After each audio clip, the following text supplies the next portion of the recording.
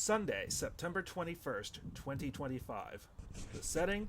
The small historic mining town of Durango, Colorado. Well, maybe not so much small given how much the town has grown over the last 144 plus years since it was chartered in 1881. But the town is no less historic today as it was 50 or even 60 years ago. While the mining activity that the town was well known for has since died out, the city of Durango is still very busy in its own right.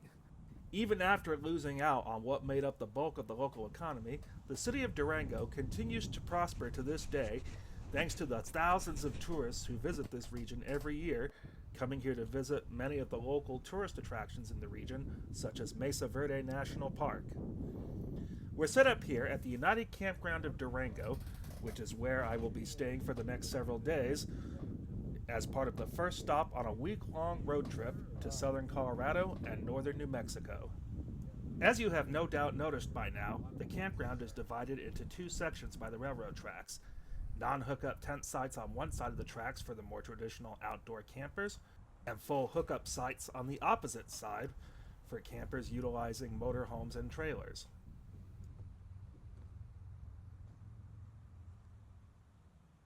A few minutes after 5 o'clock in the afternoon, the sound of a whistle is heard in the distance to indicate the approach of an oncoming passenger train that is making its way down the Animas River Valley from the north, heading into Durango.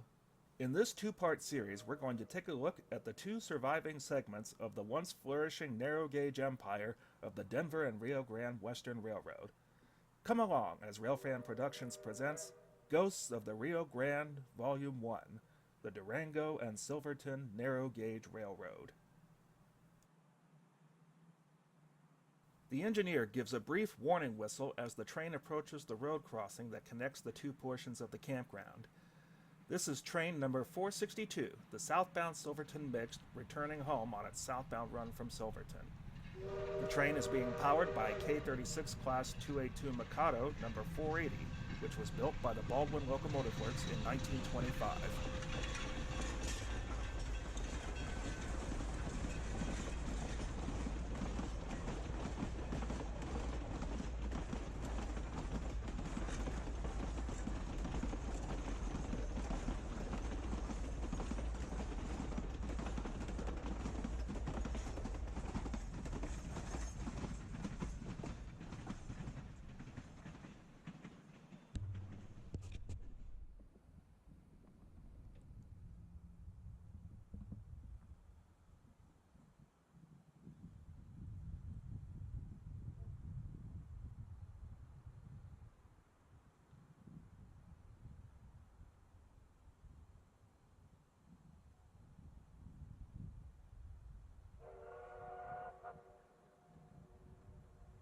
About 45 minutes later, another train shows up.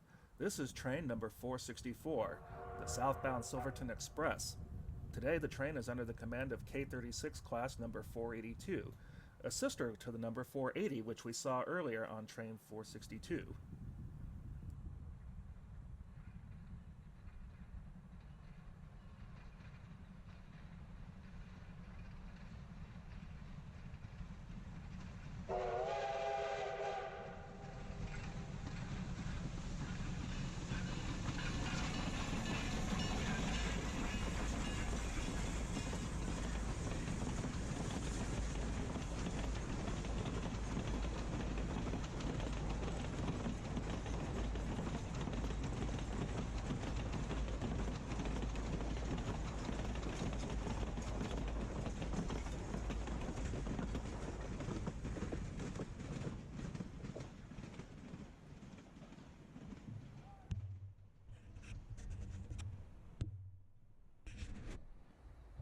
Approximately 45 minutes after 464 passes through, K37 Class locomotive number 493 shows up with train number 466, the second section of the Silverton Express on its way back to Durango.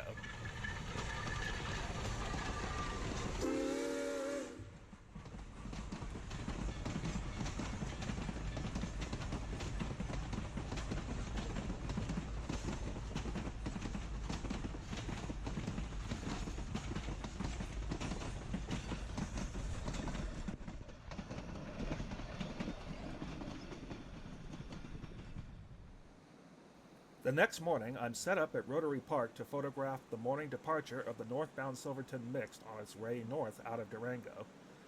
Rotary Park is the first of 5 locations where the railroad crosses over the Animas River on the run between Durango and Silverton. The bridge at Rotary Park spanning across the Animas River consists of 3 spans. The first 2 spans are a steel open-deck girder span and a Pratt through truss span that were both built in 1888. The third portion is a wooden open-deck span built sometime in the 1930s. There is also a pedestrian bridge here to carry the Purgatory Flats Trail across the river as it follows the tracks northward from the downtown area.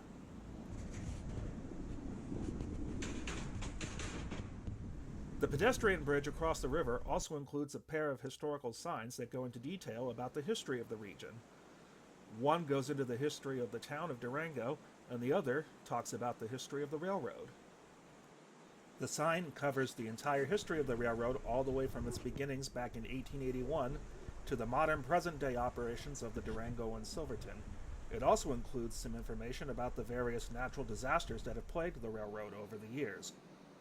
At 8:15 a.m. sharp, the Silverton Mix departs the Durango station to head out of town and start its daily northbound 90-mile round-trip run to Silverton, and passes our location at Rotary Park a few minutes later.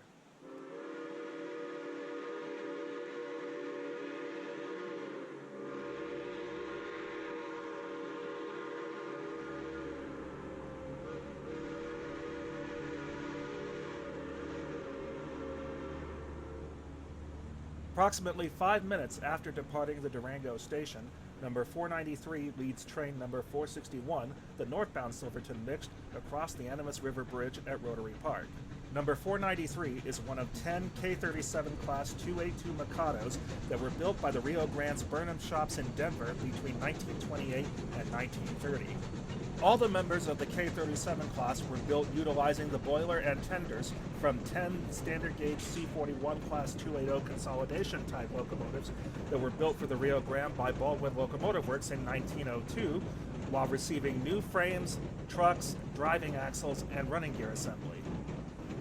As a result, the K-37 class were designated as new builds by the Rio Grande, even though they were actually utilizing the tenders and boilers from already existing locomotives, rather than receiving all 100% brand new components. Shortly after number 493 heads out of town with the number 461, I relocate to Oxborough Park to photograph number 463 when it departs at 9 o'clock. Once again, today the 463 is under the command of number 482.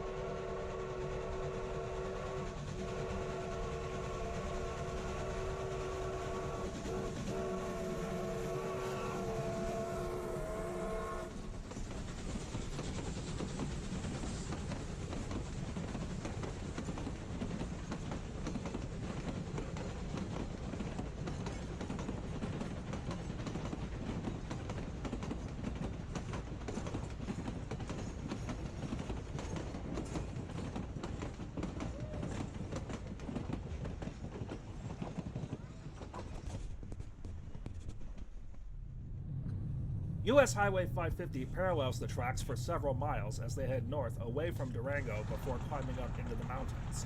This provides rail fans and photographers plenty of opportunities to get some very difficult to obtain pacing shots of the train along the highway.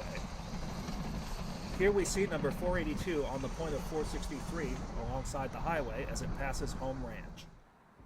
The next camera location is the road crossing at Hermosa Meadows Road, about half a mile north of the start of the grade at Trimble Lane. Trimble Lane is where the grade increases to about 0.7 to 0.8%.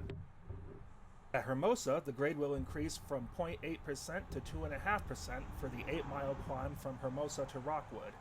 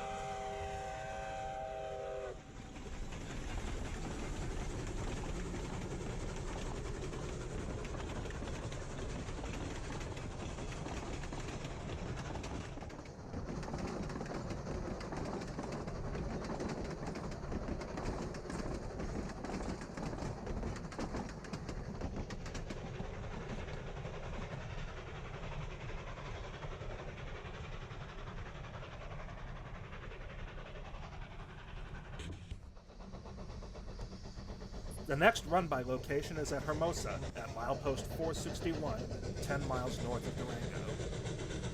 There is also a siding and maintenance yard located here where the railroad stores their maintenance of way supplies.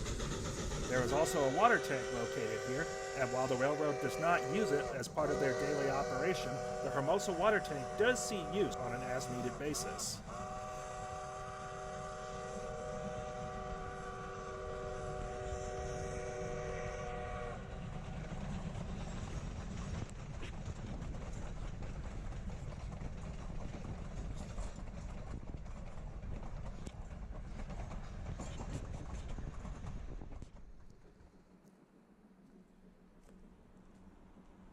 After recording the passage of the train at Hermosa, I then move on up to the next photo location at the U.S. Highway 550 overpass near Shalona Lake.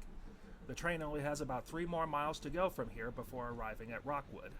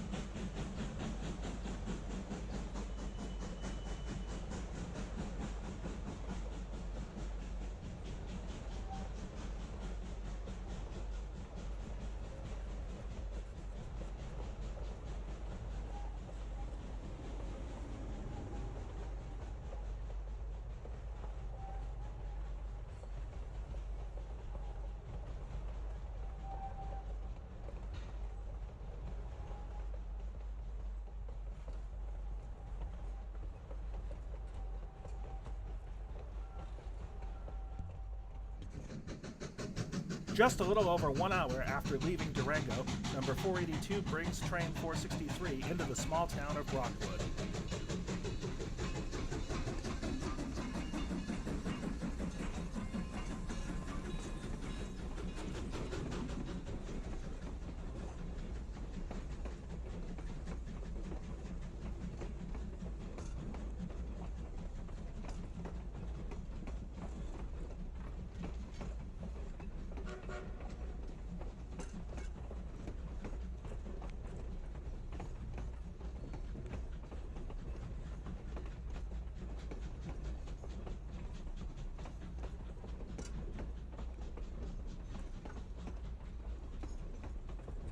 The train will stop here for a few minutes to pick up additional passengers before continuing on its way north to Silverton.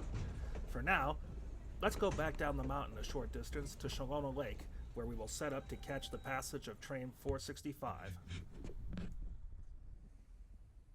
After recording the arrival of train 463 at Rockwood, we then move back south on US Highway 550 to Shalona Lake and quickly get set up for the passage of the next train. Located just off of County Highway number 250, Shalona Lake is located on private property and is not open to the public. However, it does make for a great backdrop when photographing the hard-working trains as they climb their way up the mountain to head for Silverton.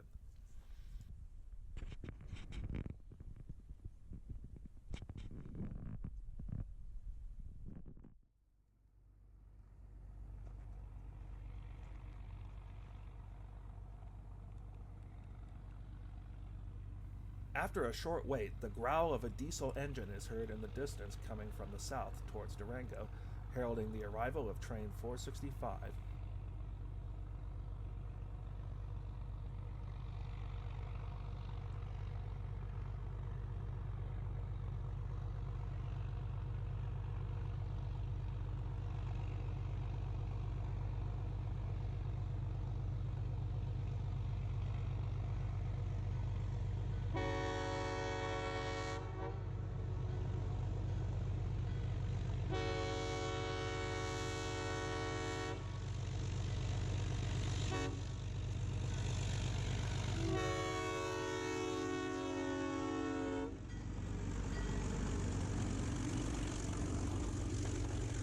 Today, 465 is under the command of Alco DL535 Diesel Electric number 106, which was built in 1969 for the White Pass and Yukon Railroad in Alaska and was acquired by the Durango and Silverton in 2020, along with sister locomotives 101, 103, and 107.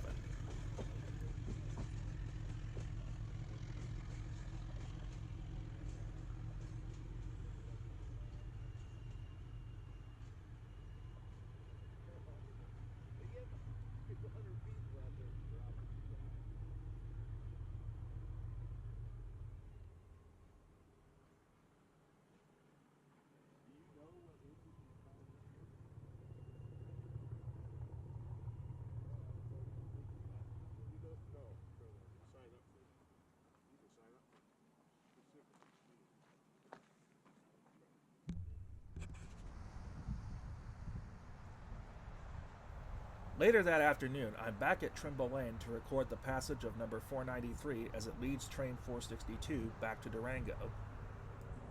When the Durango and Silverton took over the operation of the Silverton branch from the Rio Grande in 1981, number 493 was one of 4 K-37 class locomotives inherited by the railroad.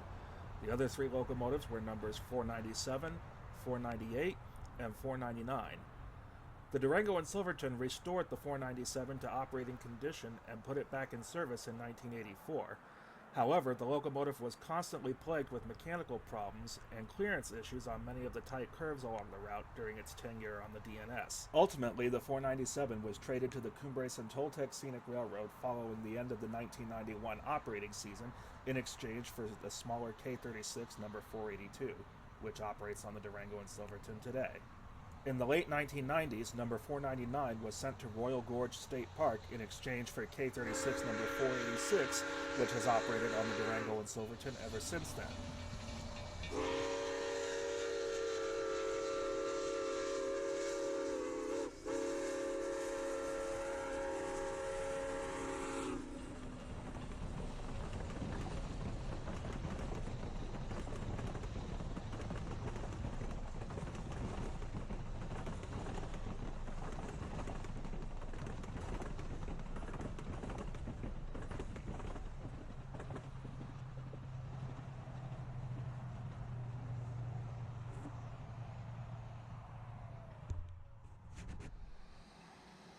About an hour later, I'm set up at a turnout on County Road number 201 as number 482 leads the 464 south through Hermosa on its way home.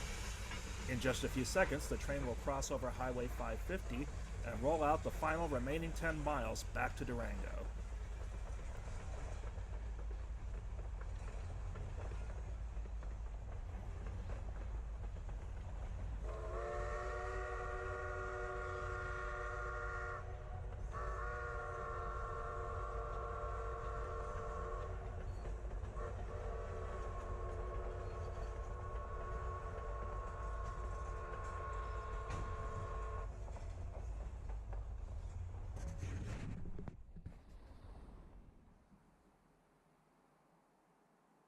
About another hour later, and I'm back at the campground to witness the passage of 106 with train 466 as it approaches the end of its return trip run south from Silverton back to Durango.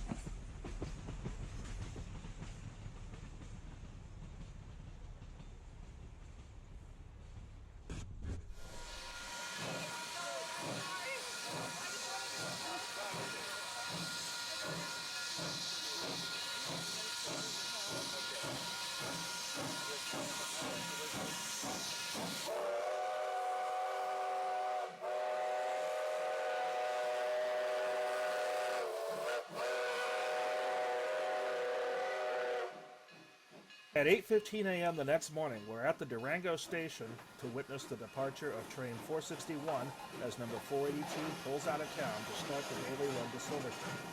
Today we will be riding train 463, the 9 o'clock departure of the Silverton Express.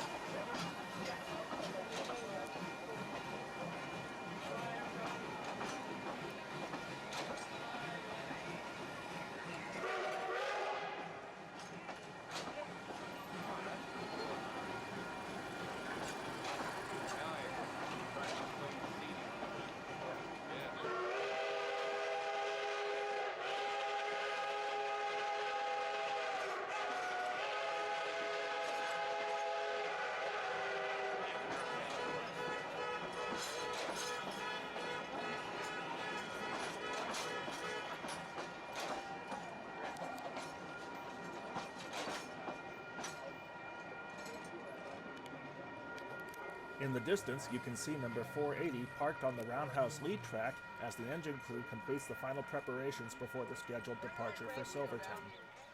About 20 minutes after the 461 heads out of town for the run to Silverton, number 480 finally makes its way out into the depot area to couple onto the train. However, to our surprise, the locomotive is not alone, as today's 463 will be a double header consisting of number 480 and K-28 class locomotive number 476. The K-28 class locomotives, numbered 470 to 479, were built by the American Locomotive Works in 1923 for the Rio Grande. The reason they were built by Alco rather than Baldwin was because of a payment dispute between Baldwin and the Rio Grande over the construction of the K-27 class locomotives that were built in 1903. As a result, Baldwin refused to build any more locomotives for the Rio Grande until it was paid what it was owed for the K-27s. A repeat of the same scandal with the K-36 class locomotives 22 years later led to the Rio Grande being forced to build the K-37 class locomotives in-house. Of the 10 K-28 class locomotives that were built in 1923, number 476, along with sisters 473 and 478, are the only surviving members of the class, as the other 7 locomotives were requisitioned by the Army and sent to Alaska for use on the White Pass and Yukon Railroad during World War II. The locomotives were subsequently scrapped in late 1945 after the war ended, rather than being sent back to Colorado. These 102-year-old workhorses have spent their entire working lives on the Silverton branch.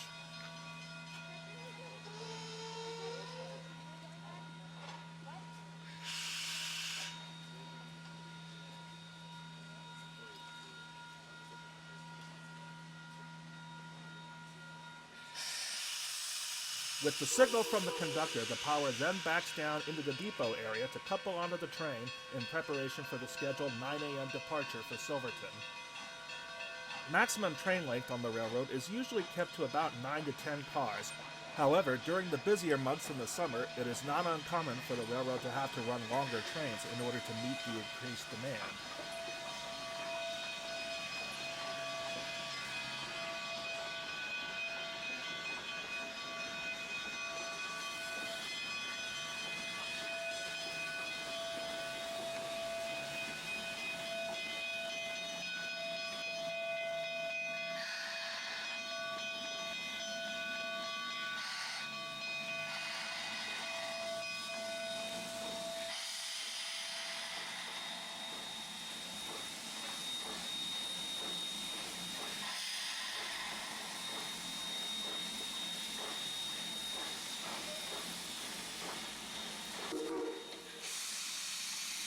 The power couples onto the train and then pulls forward ever so slightly to take the slack out of the couplers in between the cars. This ensures that the train will not give a sudden rocky jolt when it begins to move upon the scheduled departure time. Let's climb aboard for the start of our trip to Silverton.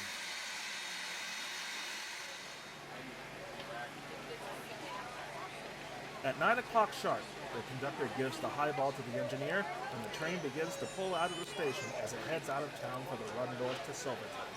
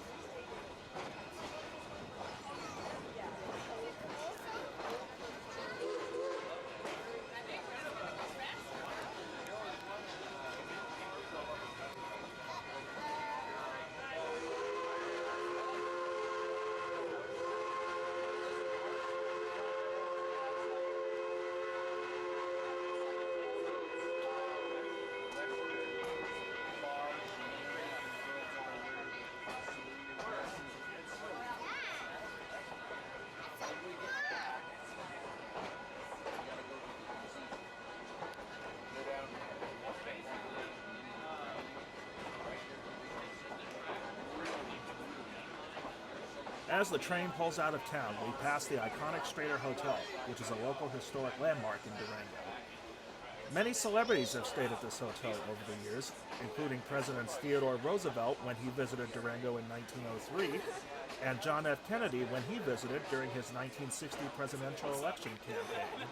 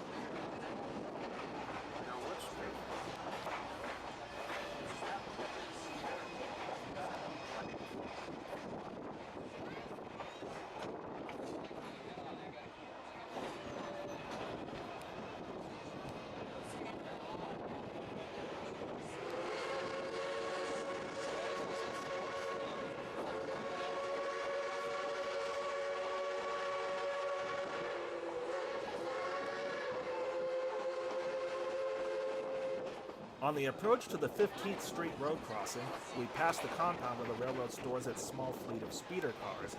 These speeders are used as lead patrols ahead of every train to check for obstructions along the route, as well as rear-end patrols that follow behind the train as part of the railroad's fire mitigation program. Fortunately, all the steam locomotives on the railroad now burn oil instead of coal, thanks to a massive locomotive fuel conversion program that was undertaken by the railroad after a devastating wildfire scorched the region in 2018, meaning that the risk of the locomotives accidentally starting fires along the railroad is now almost non-existent.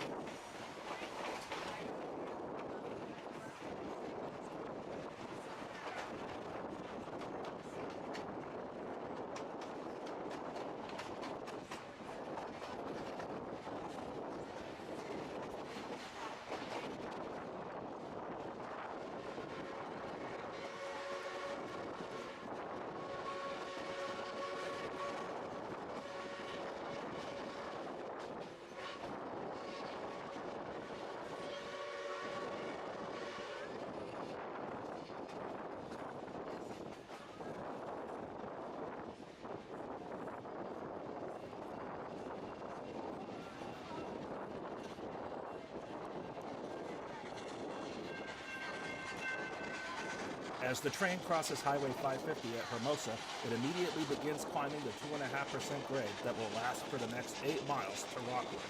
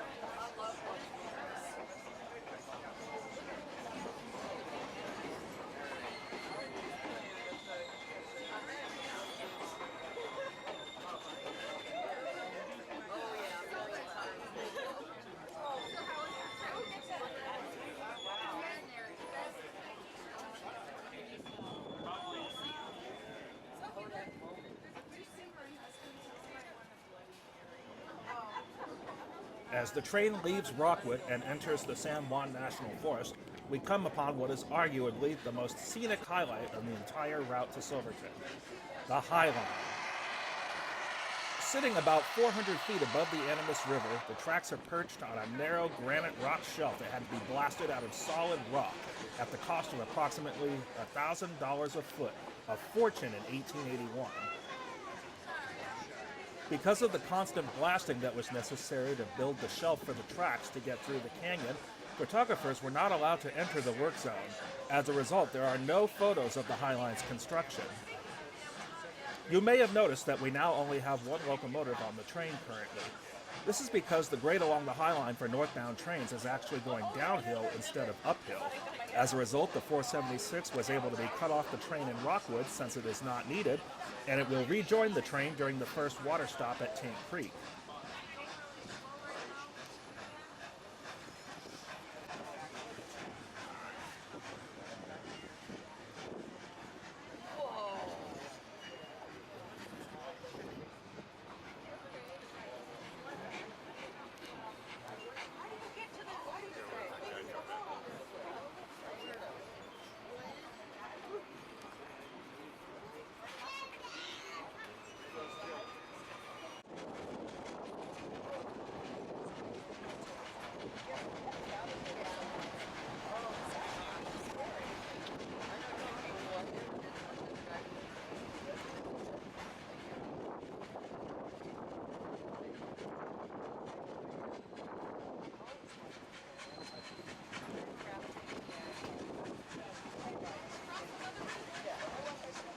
As the train exits the north end of the High Line, we cross over the high bridge that marks the second of the 5 crossings over the Animas River.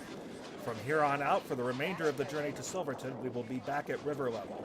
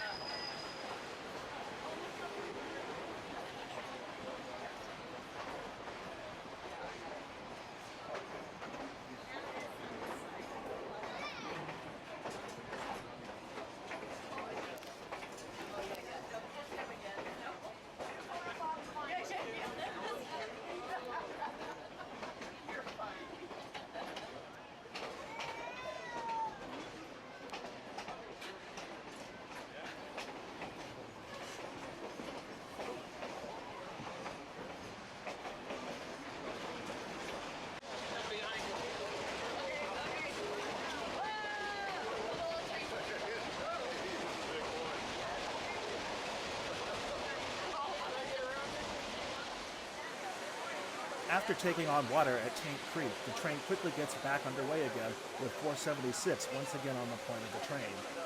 As we get back on the move, we get a good look at the Tank Creek water tank. The Tank Creek tank was originally used as a tank car before being placed on the hillside here in 1966 to replace the original wooden water tank that was built in 1882.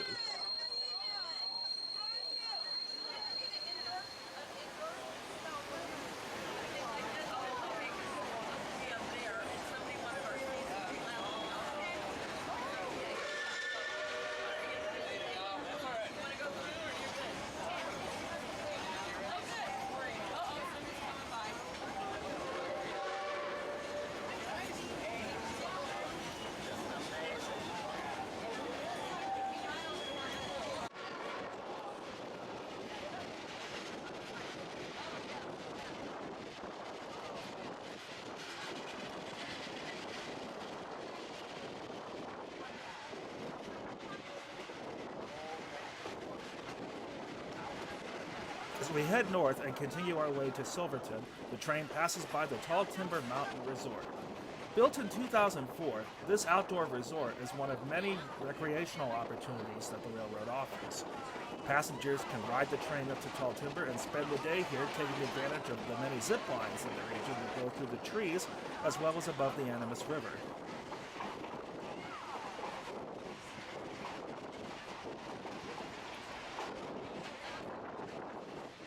Several miles to the north, the train passes the Y and Pavilion at Cascade Canyon. This is where the Cascade Canyon Express half-day trips out of Durango turn around to head back south. This provides an opportunity for passengers who want to ride the train but don't have the time to take advantage of the all-day trip to Silverton to experience the railroad for themselves.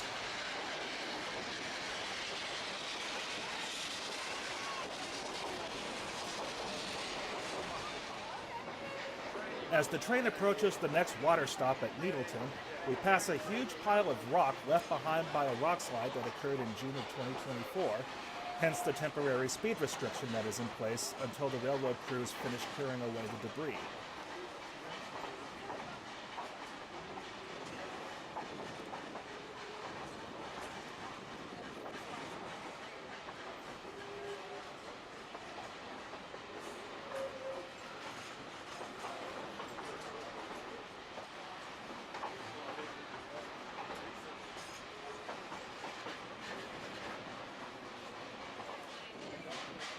Farther up the line, the train gets underway again after a brief stop at Elk Park to cut the 476 off the train.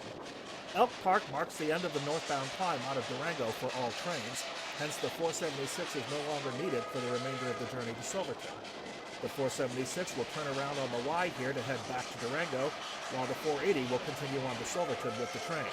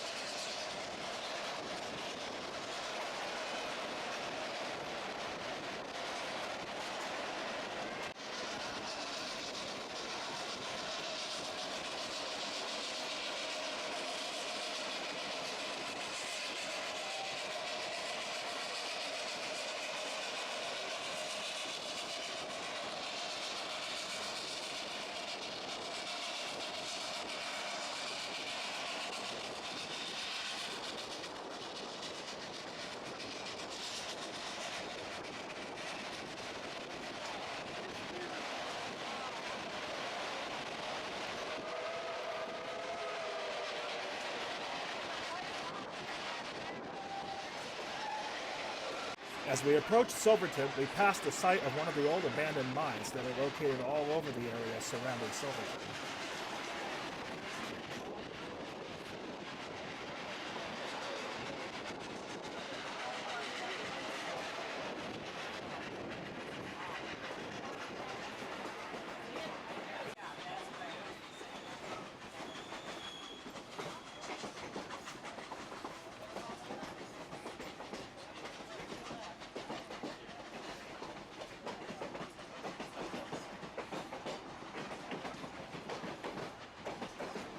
As the train heads out of the canyon, we make our fifth and final crossing over the Animas River.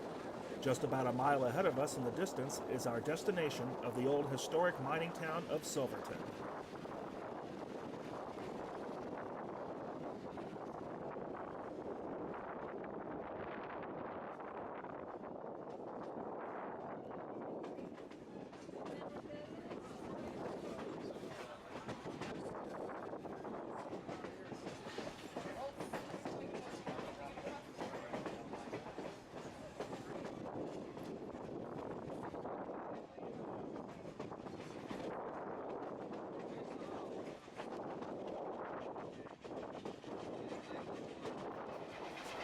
As we pull into Silverton, we pass the 462, which is sitting on the tail of the Y, waiting for us to clear the main line so we can make the short reverse move back into town to pick up its passengers for the return trip to Durango.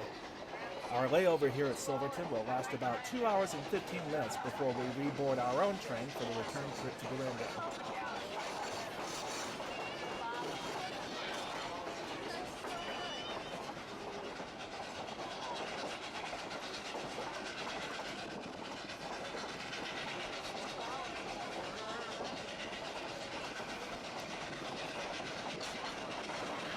Approaching the Silverton Depot, we pass the old interchange track.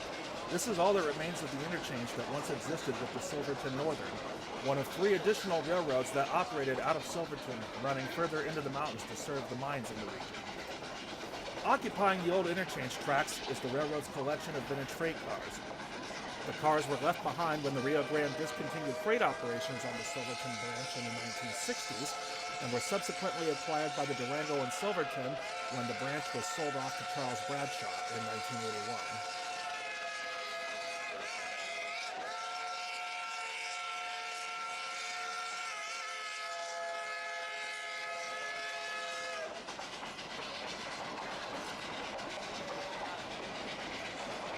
Passing the Silverton Depot, we see several converted boxcars that were repurposed by the Cumbres and Toltec as passenger cars in the 1970s due to the lack of surviving original Rio Grande passenger equipment outside of the cars that were used on the Silverton branch.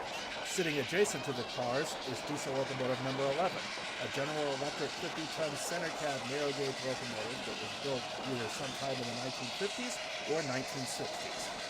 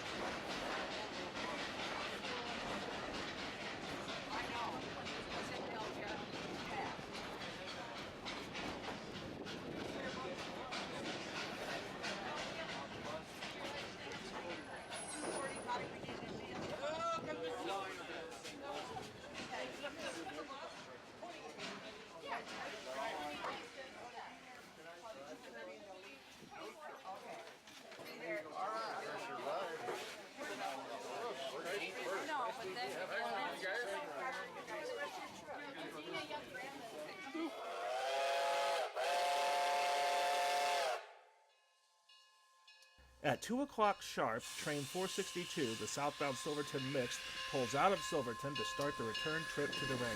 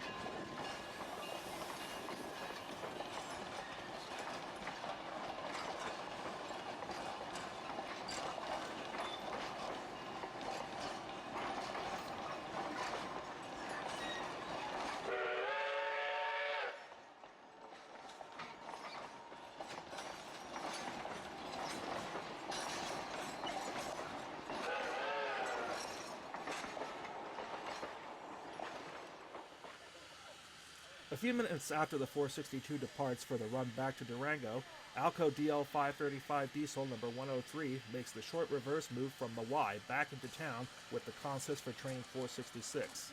Number 480 sits on an adjacent track waiting for its scheduled 2:45 p.m. departure to head back to Durango with train 464. The 466 will depart about 45 minutes behind the 464 to make its way south back to Durango.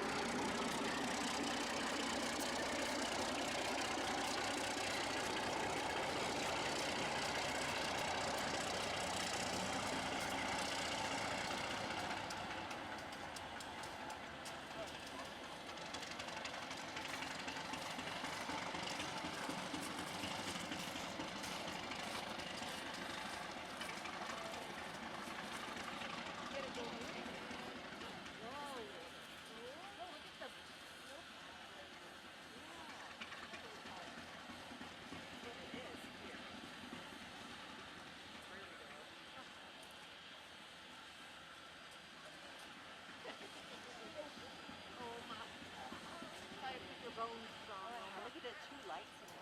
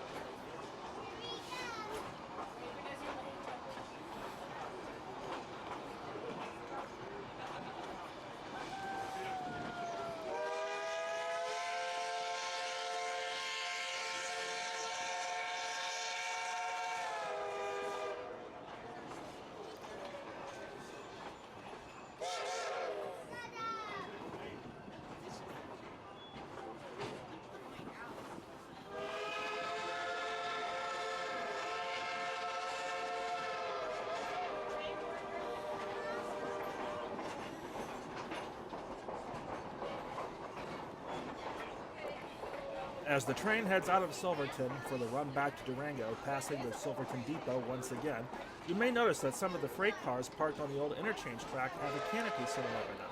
These cars are on permanent display here as part of the Silverton Rail Yard Museum, a historic interpretive display set up by the railroad.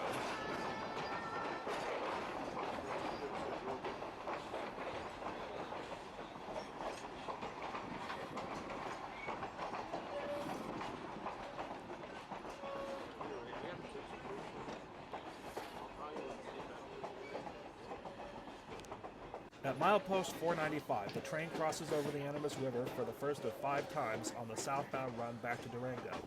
We are crossing the river on a new concrete span that was constructed starting in 2022 after the railroad decided that following 140 plus years of service, the original wooden bridge was too deteriorated to continue to use, and construction immediately began on the new concrete span, which was completed in 2024. With its replacement finally in service, railroad crews are now in the process of dismantling the original span.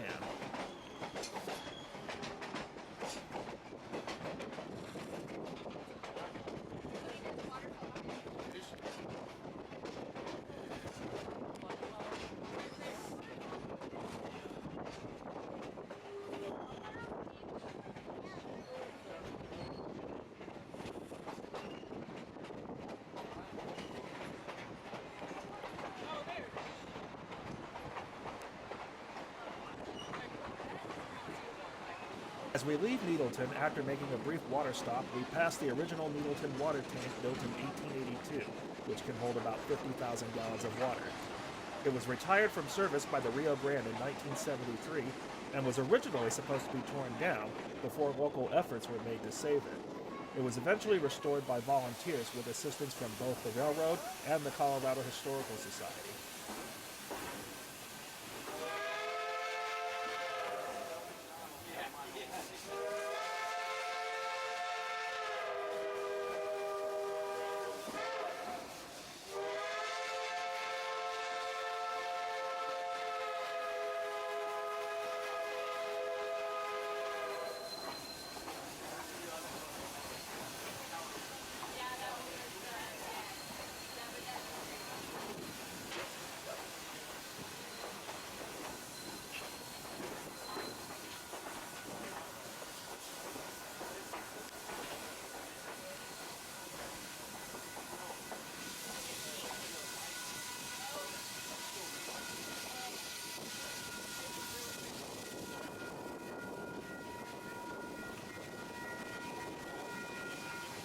At approximately 6:30 p.m., the 464 arrives back in Durango. It will soon stop at the depot to drop off its passengers before turning around on the loop track that encircles the south end of the Durango yard. Sitting on the north yard lead is the 482 with the consist for the 462, which has just completed the turning procedure and is waiting for the train to clear the main line so it can pull forward and then shove its consist back into the station to position its train for tomorrow's run to Silverton.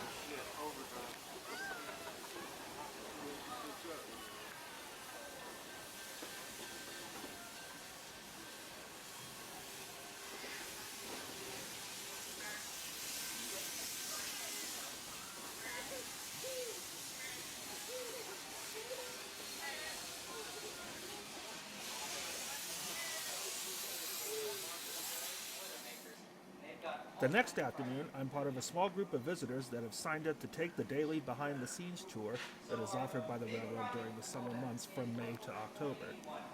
The behind-the-scenes tour includes an inside look at the roundhouse and machine shop, the outlying rail yard, plus the car shop and diesel shop. Here we see the 493 sitting in the roundhouse waiting for its next call to action. Down the rails.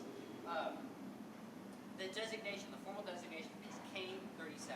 K means today. Sitting a few tracks over from the 493 is the boiler from Rio Grande 340, one of the two Rio Grande C19 Class 280s that have been operating at Knott's Berry Farm over the last 70 years. The locomotive is undergoing a complete rebuild before being sent back to the West Coast. Inside the firebox, check everything's okay. Every year, someone draws a short straw, has to go in there, take all the fire brick out of the firebox, inspect the inside of those staples. Also currently occupying space on the shop floor, undergoing rebuilds, are Durango and Silverton locomotives 478 and 481. Sitting a few tracks over from the three disassembled locomotives is K28 class number 473, which is being fired up in preparation for test runs after undergoing months of repairs. Here we see some photos showing the damage caused by the devastating roundhouse fire that almost completely destroyed the entire facility in February of 1989. To make matters worse, the fire occurred with all of the railroad's operational locomotives parked inside the roundhouse at the time of the blaze. Fortunately, the locomotives were repaired in time for the start of the Silverton season in May. Outside in the yard area, in front of the roundhouse, we see the original 65-foot Rio Grande air-operated turntable that is used to move locomotives in and out of the roundhouse. Built in 1924, this turntable was originally used in Alamosa, Colorado, before being acquired by the Durango and Silverton and brought to Durango in the early 1980s in order to accommodate the larger K36 class locomotives, a move that was made necessary because the original Durango turntable was only just barely able to accommodate the larger locomotives that were built after the K28s.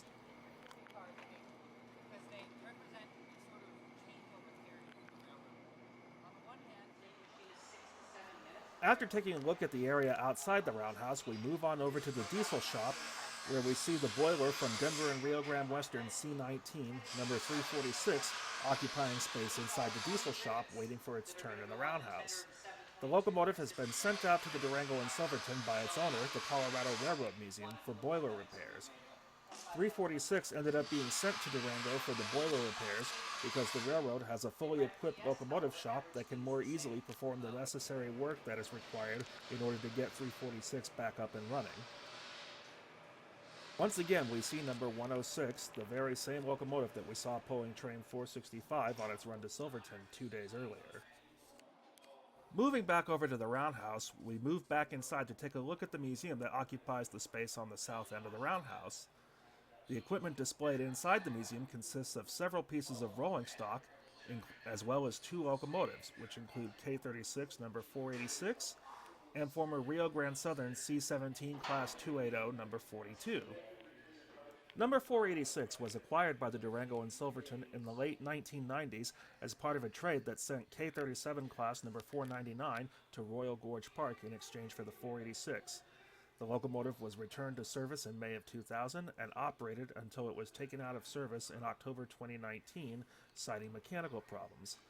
It is now currently on display in the museum, awaiting its turn in the shop.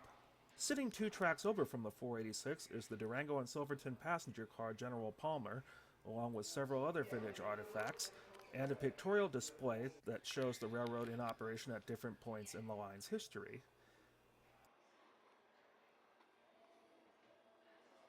Here we get a close-up look at the Rio Grande Southern number 42, the only surviving member of the C17 Class 280 consolidations that were built by Baldwin in 1887.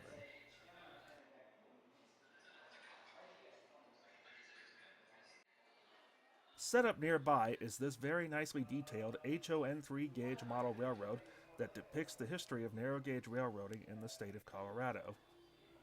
This massive HON3 layout is without a doubt one of the most highly detailed model railroads I have ever had the privilege of seeing.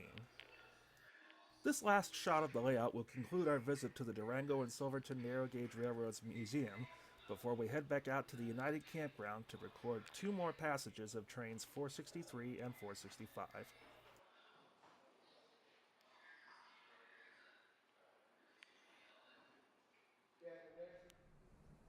We'll get one more shot of number 480 leading train 463 northward out of Durango on its daily round-trip run to Silverton, followed by a shot of Alco DL 535 number 103 leading train 465 out of town as it also makes the daily run to Silverton. This will conclude the first part of the 2-part video series Ghosts of the Rio Grande. In part 2, we're going to take a close-up look at the operations of the Cumbres and Toltec Scenic Railroad. We hope you have enjoyed this in-depth look at the modern operations of the Durango and Silverton Narrow Gauge Railroad, and we hope you'll come along with us for part 2. Until next time, thanks for watching.